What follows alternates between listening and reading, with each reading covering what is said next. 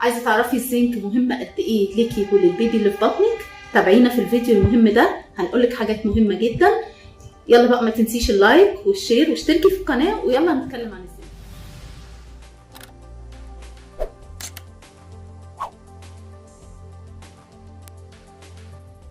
متابعينا في مبادره صحتها، هنتكلم النهارده عن الزنك.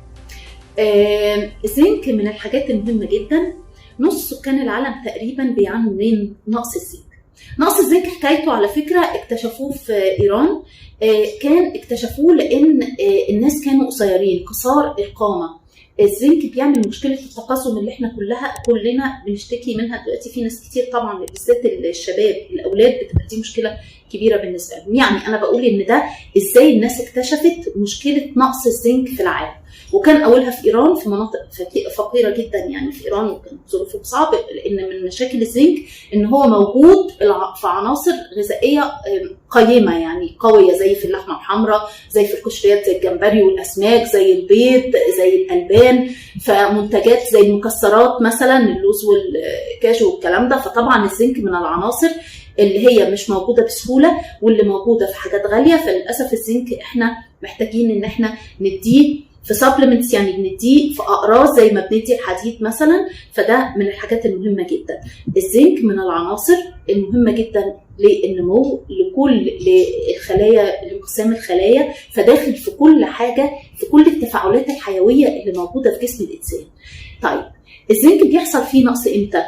لما بيزيد الحاجه للزنك. بتزيد امتى اكتر حاجه؟ طبعا في اثناء الحمل، وان احنا بنكون بيبي جديد، وانه بيحتاج عناصر غذائيه والكلام ده كله. فاحنا الزنك الست بتحتاجه اكتر، وطبعا بيحتاجوا الاطفال في مراحل النمو، وبيحتاجوا الناس الكبار في السن، وبنحتاجه في اوقات الامراض وكده، زي ما كنا محتاجينه في الجائحه بتاعه كورونا علشان الناس تزود المناعه بتاعتها، وعشان انقسام الخلايا ووجود الخلايا الدم البيضاء والكلام ده كله. ودوره في المناعه دور كبير جدا، لانه بيدخل في عمل اكتر من 100 انزيم تاني موجوده في الجسم، وخاصه بانقسامات الدي ان ايه والكلام ده كله.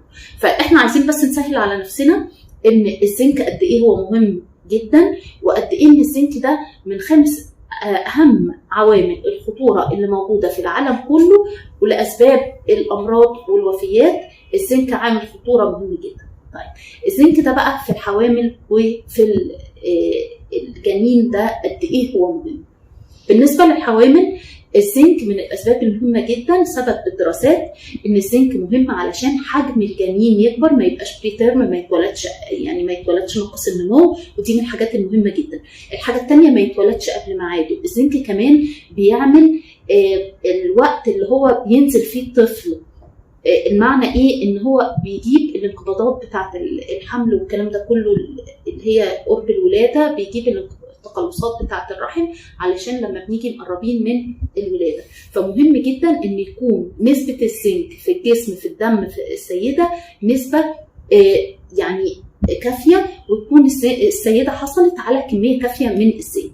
ليه؟ زي ما قلنا عشان النمو بتاع الجنين، عشان المناعه بتاعتها، عشان ما يحصلش مشاكل صحيه لها، تقوم تحصل التهابات وتصاب بامراض وميكروبات. ممكن الميكروبات دي تاثر على الرحم وتسبب تقلصات، ممكن تجيب لها ولاده مبكره. دي برضو من الحاجات المهمه جدا اللي بيسببها الزنك. طيب اهميته بقى للجنين. الجنين طبعا أهمية خطيرة ومهمة جدا، خاصة لنمو الجهاز العصبي الطرفي والجهاز العصبي المركزي. بالنسبة للجنين اللي موجود في بطنك ده، بالنسبة له الزنك ده من العوامل المهمة جدا جدا. ومهم كمان مش بس للنمو الإدراكي عند الجهاز العصبي في الطفل، مهم كمان لوزن الطفل، زي ما قلنا ان هو ما ينزلش ناقص النمو، وعشان ننزل في الميعاد، وعشان ما يحصلش ولاده زي ما قلنا التقلصات تيجي في الرحم وتجيلنا ولاده مبكره. الزنك اهميته بالنسبه للام والجنين من الحاجات الهائله والعظيمه جدا. ارجوكي تهتمي انك انت تاخدي زنك كافي اثناء الحمل. ان احنا زي ما قلنا الاكل المهم، البيض واللبن واللحوم الحمراء والاسماك والقشريات والكلام ده كله مهم جدا. كمان يا جماعه ان انا اخده في الاقراص، زي ما الاقراص كانت موجوده، اظن كلنا سمعنا وعرفنا اثناء الكورونا ان الناس بتاخد اقراص زنك، وده موجود وهي مش غاليه، لان البني ادم بيحتاج من 2 ل 3 مللي جرام زنك في اليوم. طبعا الحوامل بيحتاجوا اكتر شويه. موجود بنسبه 25 مللي جرام في الحاجات اللي بتتباع، ودي نسبه اللي احنا محتاجينها للحوامل. في ناس بقى تقول ان هو موجود بس بنسب صغيره جدا في الحاجات المالتي فيتامينز، يعني موجود في حاجات ضمن حاجات تانية، بس وجوده ضمن حاجات تانية ده مش هيكون كافي. فاحنا محتاجين على الاقل 2 أو 3 اثناء الحمل ان انا ازود نسبه الزنك علشان اقدر اكفي جسمي واكفي الجنين اللي جوايا من كميه الزنك اللي هو محتاجها. اتمنى نكون وصلنا شويه من الحاجات اهميه الزنك، وتتابعوا معانا كمان لان احنا هنتكلم عن الزنك تاني. يعني الزنك من الحاجات اللي انا بهتم بيها جدا، لان انا اصلا الدكتوره بتاعتي في الزنك، وانا من اهم الحاجات اللي بحب اوصلها للحوامل ويفهموها اهميه الزنك لها وللجنين.